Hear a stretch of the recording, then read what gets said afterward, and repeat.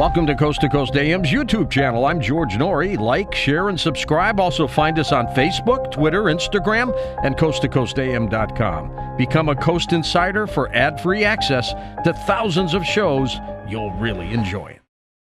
Well, welcome back to another hour with Stephen Quayle. We'll take your phone calls as well. We're talking about his latest work called Terminated. The End of Man is Here. We got to fight this, that's for sure. We'll be back with Stephen. Your calls next on Coast to Coast AM. We are back with Stephen Quayle. We're going to get to your calls as well as we talk about Terminated. The End of Man is Here. Are you concerned about this, Stephen? Is this a serious thing? I think it's the most serious issue, and I don't know anything that's more serious, more dangerous, more deadly, or accelerating at a speed that, quite candidly, George, most people will not be able to keep up with until they start to see the negative ramifications of this in their own life. Obviously, on let's say this an immediate scale, being replaced by robots is no fun. No. And especially remember, if you're the one being replaced. Exactly. And remember, there are the captains of industry and the elite of the world who want to destroy the world's population. And look, we've done shows on that, but they want to take it down to 500 million, the Georgia Guidestones. And by the way, I got to tell you a funny story really quick. Tom Horn and I were the subject. Tom Horn, brilliant man, one of the best speakers, in my opinion. He's my friend. But I've listened to a lot of guys, and he's one of the best speakers, I believe, that I've ever heard in my life. And we're having this conference, okay, True Legends, Transhumanism and the Hybrid Age. It's in Branson, Missouri. Now, here's what's interesting. You know, it's coming up September 14th through the 16th. We're only 3.5 months into the new year, and we're two-thirds sold out. That's good. This place seats 3,000. So imagine there's a bunch of Oxford scholars, one in specific name and influence worldwide that has named. You're going to love this, okay? It almost sounds like Terminated the movie, and we're the good guys trying to fight against the robots. But he called Tom Horn and I the milieu, the leaders of the transhumanist resistance. I mean, we're both authors writing about the dangers of it. But evidently, he and his pals consider us a danger. And I think that's, if it wasn't so serious, I would be laughing my non-robotic seat off, okay? But it's not funny. It is the most dangerous and deadly movement that I know of. And quite candidly, there's nothing I can write about from here except, let's say, our findings. And by the way, I'm going to be a little bit mysterious and let people think about this. There's an ancient prophecy about the condor of South America meeting the eagle of North America, and I think you've done a show, and we've done so many shows, but the name America is Amaruca, and it literally means the land of the plumed serpent. It wasn't named after, what was his name? Vespucci. It was Amerigo Vespucci. It was not named after him. It was named after, if you will, the Aztec, Inca, and Maya all knew both Americas as the land of the plumed serpent. So our conference in Branson is a must, and we're bringing together one of the most, and I believe, some of the smartest guys, but Hugo de Garis will be there, David Knight, and Richard Dolan. You're obviously familiar with Richard. Oh, yeah, good guy. And the breakaway civilizations. But what we do different on the conferences, and this is critical, we have a start, we have a finish. And we're going to have a 12-foot giant there. And why this is critical is... A 12-foot giant? Yeah, a 12-foot giant. A human? Oh, no. I wish. Listen, if I had a 12-foot... Oh, boy, if you had that... Yeah, if I had that, I'd have, probably SWAT teams. No, worse than that. I'd have Delta teams with rocket launchers there. I'd feel like King Kong having King Kong, but it is the literal size built by one of the finest anatomical sculptors in the world, the guy's named Mark Patrick, who will be there. It's absolutely astonishing. We'll also have a skull there, which you guys put on the show the last time that I was there, and people say, well, I don't believe it. What's interesting, George, is these are absolute, if you will, blueprints based on the Spanish conquistadors recording everything as Pizarro, which I'm not in favor of, conquered all the empires he conquered, and obviously Cortez. But these are eyewitness accounts, and then when you match them with the ancient history, and for the record, the Aztec, Inca, and Maya all attributed their, if you will, technology and the buildings that are built, whether they're the pyramids and whether they're the walls of Sacsayhuaman or Ollantaytambo, and some of the biggest megalithic architecture in the world, they attribute that to giants, okay? So what's fascinating is that we're coming right back to the point where people have to get a feel for how tall 12 feet or 12-foot giants are, but it's more than interesting. We have, and we're going to be presenting it at Branson, Lord willing, and the Persian Gulf doesn't go up. That's conceivable. Yeah. But we have eyewitness testimony. We've heard of the Smithsonian cover-up. We've heard of the Egyptian cover-up, obviously all the stories about Egyptian artifacts. And I'm here to tell you that one of the most famous geologists in the world, when asked why all of the land masses in the Grand Canyon, all the buttes, etc., have Egyptian names, he told his graduate students it's because of the artifacts that were found there.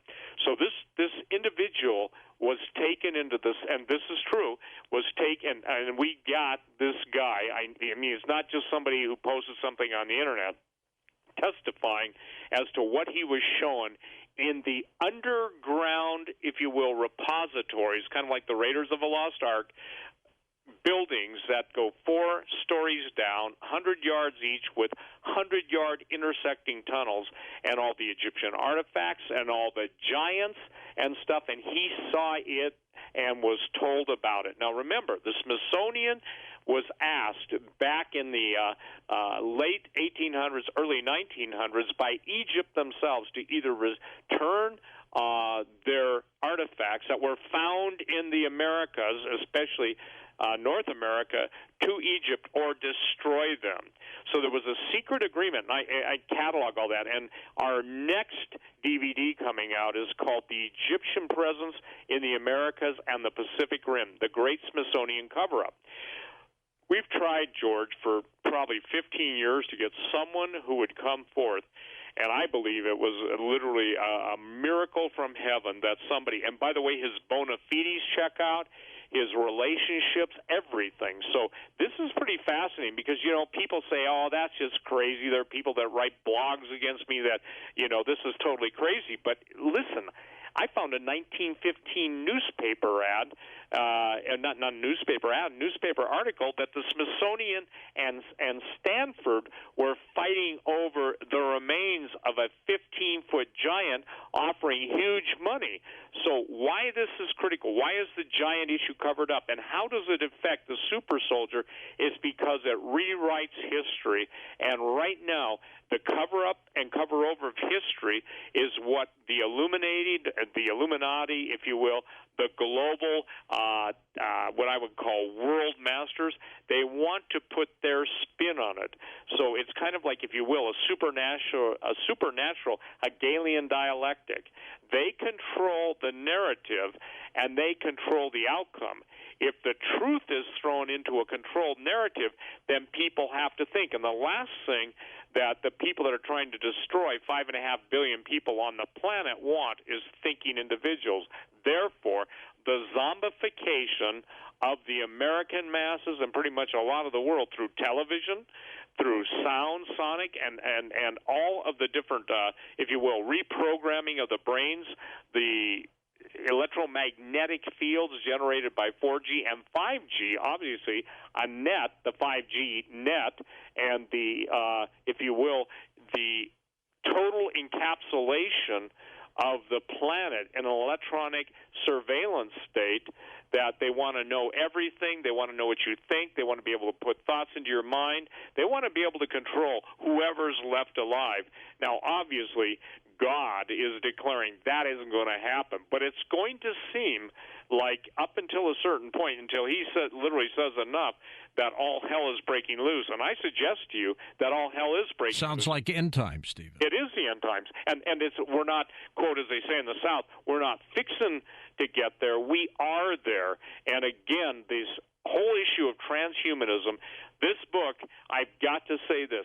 This is my final futurist definition. It may be your best job, by the way. I would say this. And I would say it's a composite, new, well-researched piece, and how vaccinations play into it. And look, here's the thing. I'm not talking about just vaccines against diseases, but I'm talking about the introduction of other than human genetic material. Because I mean, already in Japan, they've got approval to mix human body parts into animals. Right. And those are called chimeras. And, you know, my True Legends book and series of tapes has been, it's the most, I guess you'd say, sought-after thing worldwide. And when we had our conference in Branson last year that we're having this year, we had, I think, people from, 25 nations there. That's amazing. And George, what's interesting is that in Russia they want to know about this stuff. In Japan, University. Well, Russia, they probably already hacked into your website, probably. Oh, and listen, my website is so hacked you'd think I'm a piece of lumber with multiple. Unbelievable. Let's take some calls here for Stephen. They're lining up for you. We'll start with Juliana in Hollywood, California. Welcome to the program. Hi, Juliana. Hi, how are you this evening? We're fine, thank you. I wanted to ask about the stuff that they're doing with the chemtrails, and you know how he's talking about the mass destruction of the people. Is that part of it? I mean, because it seems to be so evasive everywhere. I mean, in every country. Well, they're happening, and the big question is, what is it for? A lot of people who've been on this program say it's weather modification. What do you think, Stephen? Well, I wrote the book Weather Wars, and as you know, William Thomas, even though he and I differ so greatly, but he gave me the credit for bringing the chemtrails. First of all, it's the aerosolization of the atmosphere. It's been going on, but what people lose track of is the genetic material, human blood cells, different, if you will, animal extracts that are also sprayed in the chemtrails. So it is not only for weather modification and geoengineering, and I believe, George, that's what we're seeing over the entire planet right now, because you and I discussed almost, 10 years ago, what happens when all these different nations that are using technology that there's 250 U.S. patents describing, when all these signals and all the different electromagnetic waveforms and chemicals start to mix, and you couple it in with volcanic ash, and it falls out over the earth, and now we've got new record diseases. We've got, obviously, if you've got aluminum and barium being sprayed over the planet, and you see Alzheimer's and all the different Lou Gehrig's disease and Parkinson's, etc., and those are attributed in the natural to heavy metals, we're getting hit with a lot of, I would say this, deleterious chemical substances and biological substances that ultimately lead to our destruction. And most people don't know this, that there is a passage that God said he's furious with those who will destroy the earth. So are they trying to? Absolutely. Why? Because God created. Number two, in my opinion, is because there is something beautiful about God's creation, and we're seeing it absolutely devastated. And the growing season is going to be affected this year, but next year is going to be dramatically dangerous, and it's going to be deadly. People are going to starve. Kurt in Toledo, Ohio. Welcome to the program, Kurt. Hey, hello. Hey, thank you for taking your time, and I do appreciate the program. Thank you. The question I'd like to ask is the contingency plan that we would like to, or what kind of contingency plan should we look forward to? Well, I think self-sufficiency, what's been known as the prepper movement. We're going to need a contingency plan, Steve. We have to have a contingency. Listen, the enemy of men's souls always has his contingency plan, and we're up against supercomputers plotting every possible response of ours. And this is why I really have peace about one thing. So here's what everybody's got to understand. Food will be cut off from them, so they need to prep. they need to understand who's coming against them and what's coming against them. They've got to be prepared to go into a self-imposed isolation. For instance, if some new form of genetically altered biological virus is released in the earth. And when you hear, everybody that's listening to Coast tonight, that we've never seen this before, and it's unusual, it's kind of like, but it doesn't fit any of the parameters of what they're comparing it to, you know it is a genetically altered or manipulated chemical composition. So number one, you've got to know, you've got to have a place that you can isolate yourself from. You've got to have food. You've got to have water, sanitation. By the way, the best book in the world is Holly Deo's book, Dare to Prepare. It is, and it's still poignant too, isn't it? Oh, it's poignant. She updates it, okay? And you know, people can go on my website and order it. But I have a special with her book. But I got to tell you something. This is voluminous because there's so much. But you eat an elephant, and I'm not into eating elephants. But when you have to eat something large, you got to take mouthfuls. So there's so much to prepare for, and you've got to have a way to stay invisible to the masses. And unfortunately, George, most people don't understand how evil people will react when there's nothing to restrain them.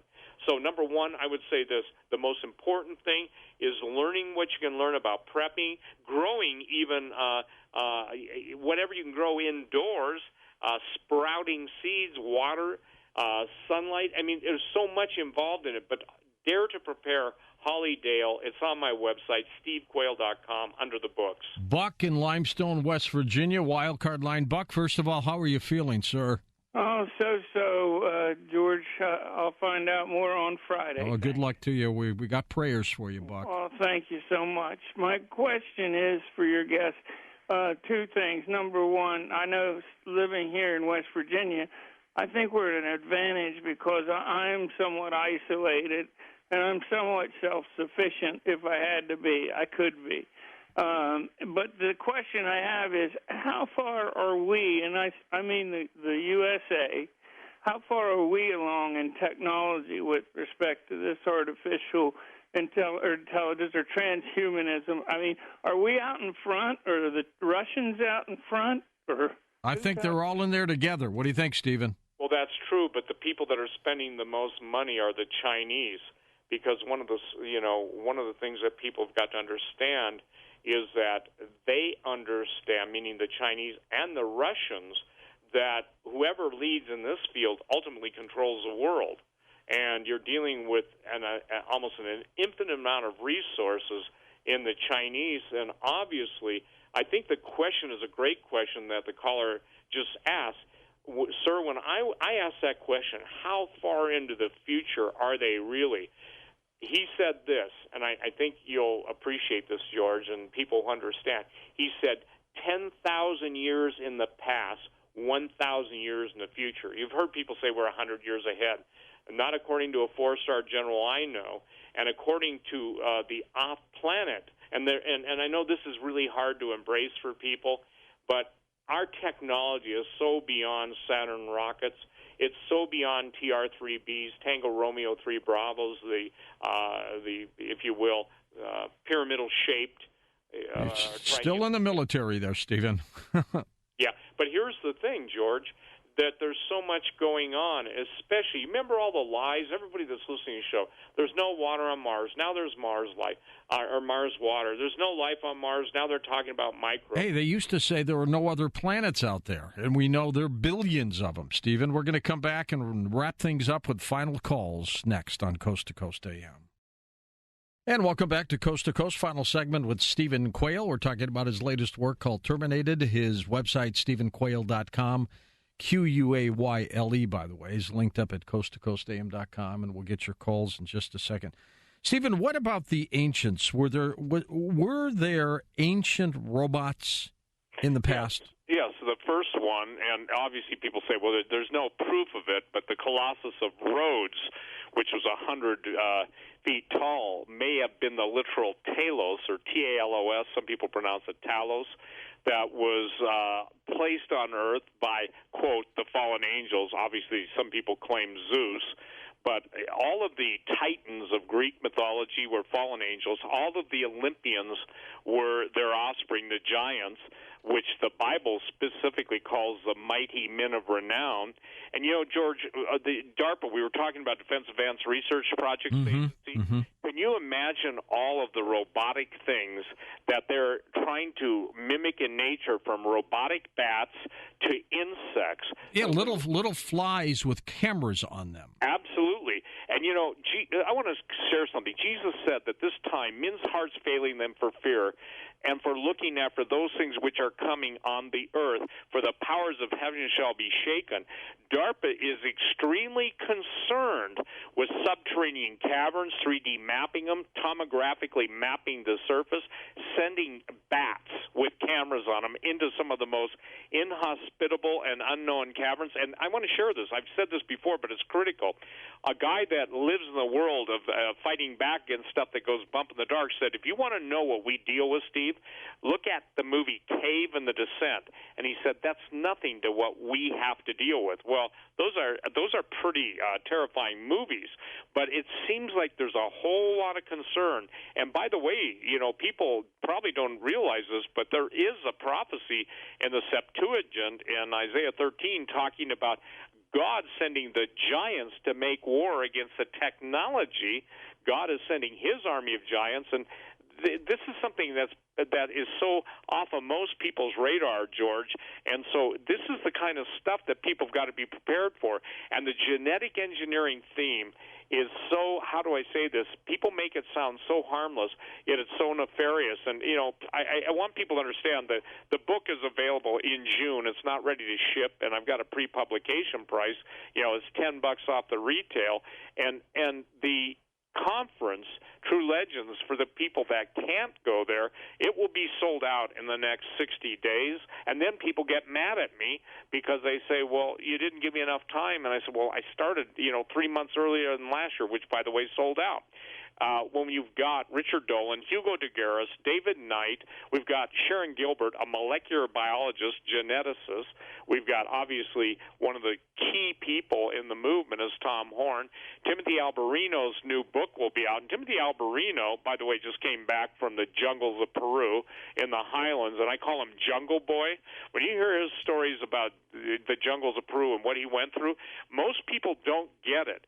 There are ancient civilizations now with people still having live sightings of blonde-haired, obviously white or fair-skinned giants that the Aztec and Inca and Maya believed were their, if you will, their creators. They're gods, that's right. They're gods. And Quetzalcoatl, Kukulkan, all of these things. See, this is what we're trying to show people. There's a universal thread here that runs through every country of the world. So I would really encourage people to get, the book. And by the way, it is, I've got to say this unequivocally, there's nothing more I know how to write about. Now, I'll obviously write about some of the stuff we're finding, and I think it's going to blow people's mind. And that's going to be revealed at Branson. They can go to Gen6, GENSIX.com, Genesis 6, and register and get their tickets early.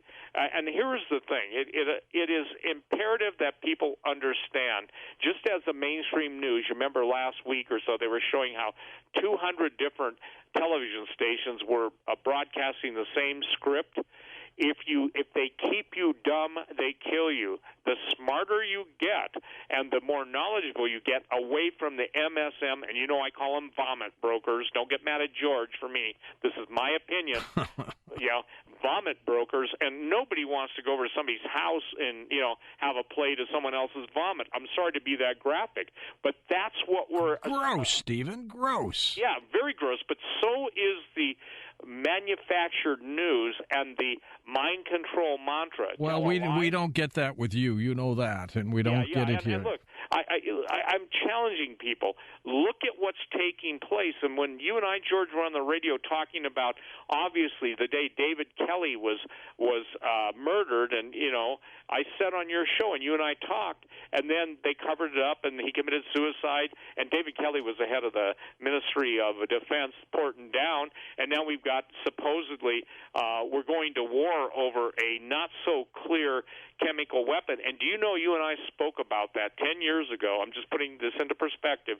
The Novichok binary chemical, and I knew when it was claimed it was Novichok, it was totally bogus, simply because I'm one of the guys that brought that out 10 years ago, and it's so far off anybody's radar, and because Russia developed it as a binary top-secret chemical weapon, there's no way that would have been used. So it was a setup, and somebody's working awful hard to bring World War III on, and the reason they want to do that is because according to prophecies, not just Christian prophecies, but the man of peace, the Antichrist, will come on the scene after a global war and bring, quote, peace. But it will only last for 3.5 years, and it's going to be hell on earth. And it'll be a false peace. Dan in St. Louis, east of the Rockies. Go ahead, Dan. Thanks for holding.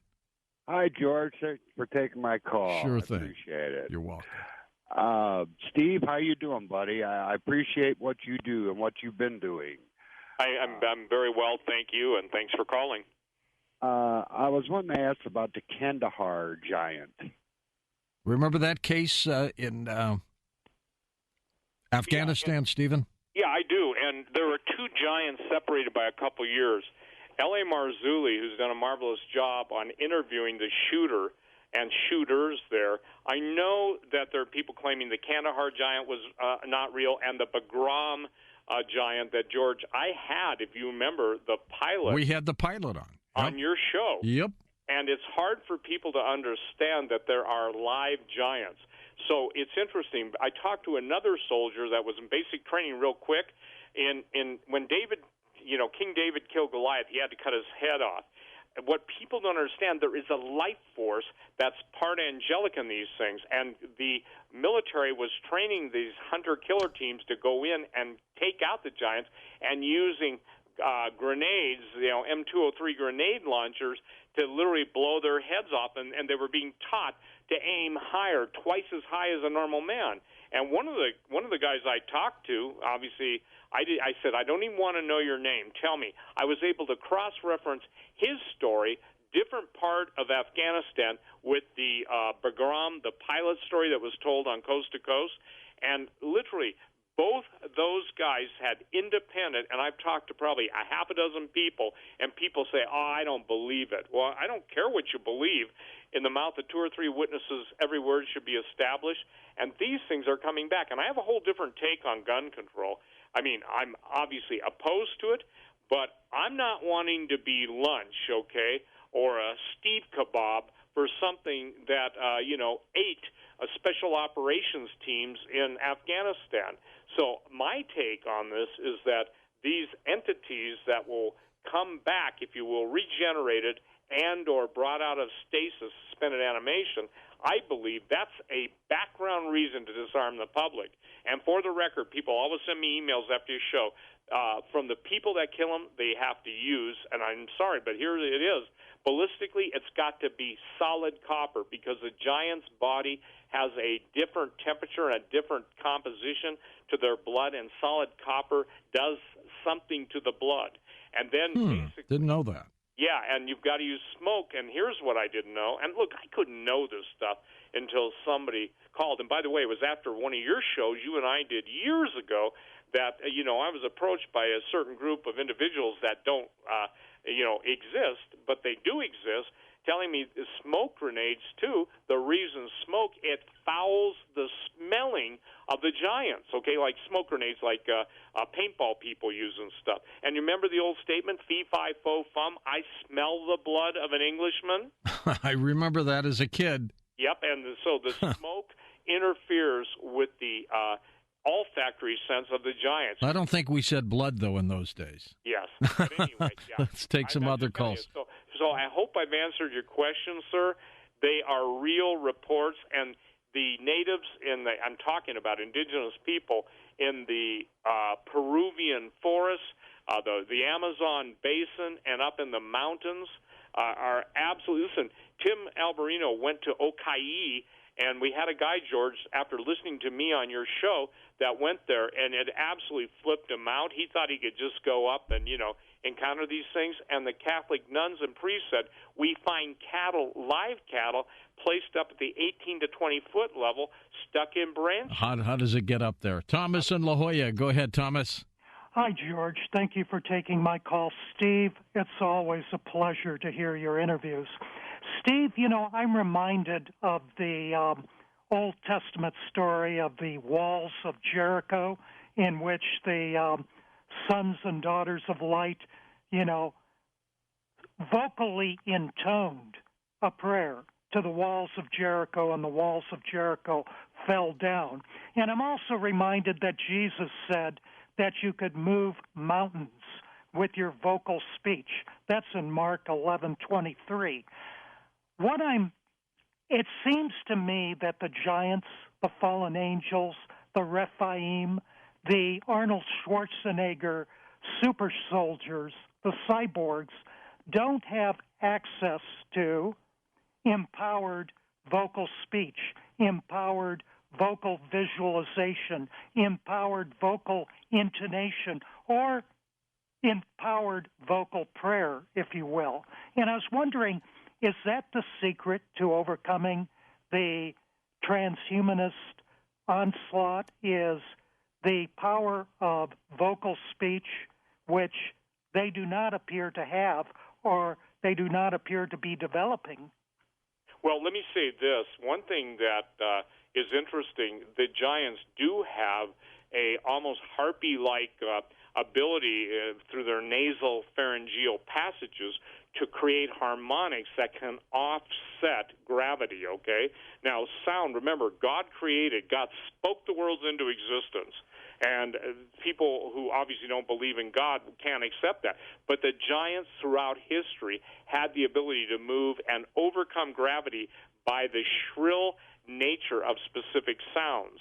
Now, going to the biblical perspective, Jesus says the power of life and death is in the tongue. And so, therefore, there's a difference between what I would call book faith. Yes, that's true. But practical faith, and practical faith comes with the authority of watching God's word be spoken and having it effective. When Jesus said, rise up and walk to the lame man, those words had power. He told us if we even but spoke to the mountain and said, be thou removed and cast in the sea, that would happen. But the power of words, and I think this is an important point you're touching on, sir, is very critical, and people don't understand that God spoke the worlds into existence, so therefore the creative power of belief can do so much more and is powerful against especially demons, disembodied spirits, fallen angels. We're told in the Bible, submit yourself to God, resist the devil, and he shall flee. Over all this evil stuff is the devil. So God said, behold, I give you power to tread on serpents and scorpions, and over all the power of the enemy, and nothing shall by any means hurt you. Serpents and scorpions are what the end time is talking about, George, genetically altered stuff that's coming back, and it's going to be beyond what I would call comic book evil or even video game evil, and it's going to be the worst nightmare, but it's something that people don't have to fear. And that's why when people say, well, aren't you afraid? No, because I believe the perfect love of the Lord Jesus Christ casts out all fear. Now, I do get afraid, but when I am afraid, I do what David does. At the time I am afraid, I call on thee and I trust in thee. So, sir, I hope I've answered your question. Steve, minute to go. Tell folks where they can go to your conference in Branson. Okay. They can go to GENSIX.com or just go to my website, Steve, STEVEQUAYLE.com. Top right-hand corner, click on it. It'll take you where you can pre-register. And then my book is available June 15th. I'm giving a $10 discount, and they can sign up for it, and we will obviously ship them the first.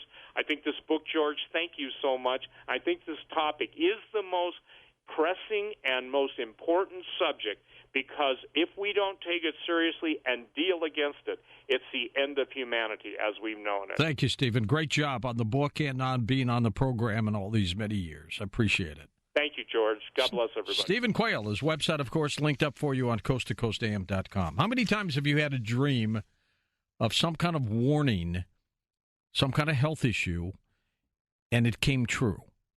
Up next, we're going to be talking about dreams that can save your life. Early warning signs of cancer and other diseases based on your dreams. So stick around on Coast to Coast AM. Don't forget to like us on Facebook, follow us on Twitter, email me at george@coasttocoastam.com. Thank you for listening to Coast to Coast AM on our official YouTube channel. I'm your host, George Norrie, and don't forget to visit the Coast Insider membership area on coasttocoastam.com, where you can access our past, upcoming, and classic shows.